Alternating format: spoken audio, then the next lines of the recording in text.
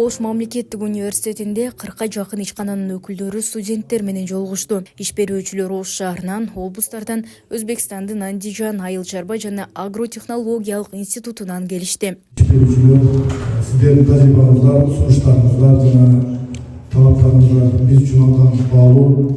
Иш берүүчүлөрдүн арасында Кара Суу райондук билим берүү бөлүмүнүн методисти Эламан Жанышев да бар. Ал бул жолугушууга жыл сайын катышып келет. Бул адистикти бүтүргөн студенттер үчүн мектепте жана мектепке чейинки билим берүү мекемелеринде иш вакансиялык орундар өтө көп. Азыр мен бир эле мисал катары айтайын.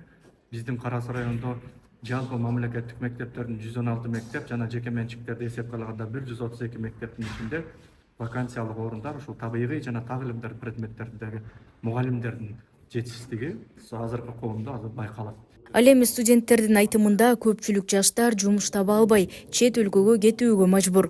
Бүгүнкү жолугушуу алар үчүн чоң мүмкүнчүлүк болду. Бул иш чараны өткөрүү негизинен бизге маалымат болду дейм, күч катуу болду дейм. Бизге ар кандай тармактан иштер, сунуштар деген өзүбүз кыйналып издеп өткөнбүз. Жыйында быйыл ишке кирген Job Osh Chekit KG сайты да тааныштырылды. Аталган платформаны Азирет Маткалыков негиздеген.